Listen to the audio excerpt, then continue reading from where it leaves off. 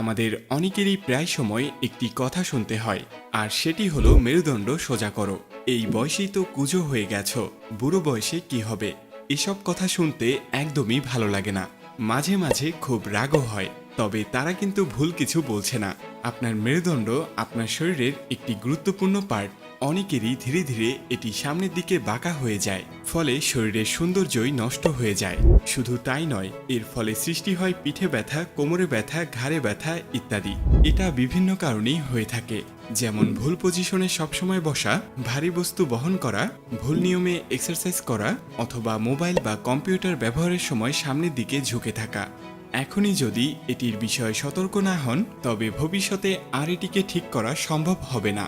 আজ আপনাদের সাথে কয়েকটি টিপস শেয়ার করব, যেগুলো ফলো করলে আপনার মেরুদণ্ড পার্মানেন্টলি সোজা হয়ে যাবে। প্রথমেই আপনাকে কিছু ডেইলি রুটিনের পরিবর্তন আনতে হবে। যখন বসবেন, আপনার ঘাড় সবসময় সোজা রাখার চেষ্টা করবেন। অফিসে যখন বসবেন, চেষ্টা করবেন কম্পিউটারটি একটু উঁচু জায়গায় রাখতে। ঘুমানোর সময় কাত হয়ে ঘুমানোর চেষ্টা করবেন। উঁচু বালিশ ত্যাগ করতে হবে। ঘাড়ের ব্যাগটি যেন বেশি ভারী না হয়, সেদিকে খেয়াল রাখবেন। সারাদিন বসে টিভি দেখার অভ্যাস থাকলে এক্ষুনি ত্যাগ করুন। সম্ভব হলে বাইরে একটু হাঁটাহাঁটি করার অভ্যাস করুন।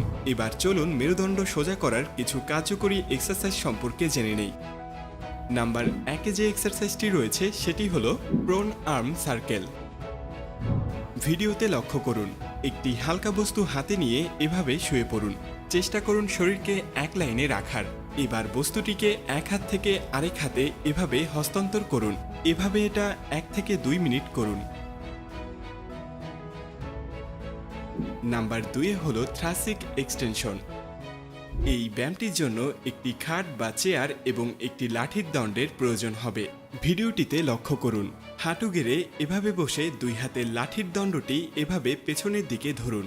এবার মেরুদণ্ড সোজা রেখে এভাবে হালকা চাপ দিতে থাকুন। প্রথমে এভাবে 15 সেকেন্ড থাকুন, ধীরে ধীরে সময় বাড়িয়ে 1 মিনিট পর্যন্ত থাকুন। এটি খুবই কার্যকরী একটি ব্যায়াম। প্রতিদিন 2 থেকে 3 সেট করে করুন। নাম্বার 3-এ রয়েছে সেলফ মাসেজ চেস্ট মাসল। এই ব্যায়ামটির জন্য আপনার একটি টেনিস বলের প্রয়োজন হবে। ভিডিওর দিকে ভালো করে লক্ষ্য করুন।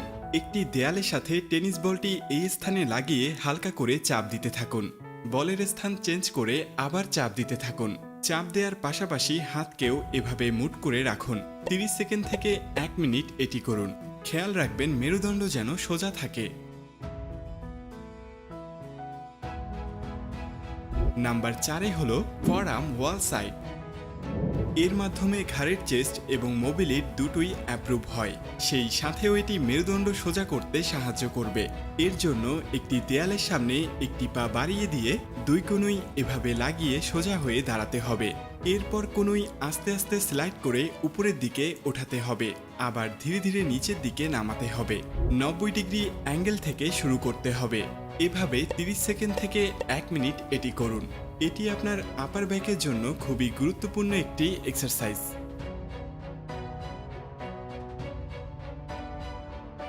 সবশেষে নাম্বার 5-এ রয়েছে প্রোন কোবরা।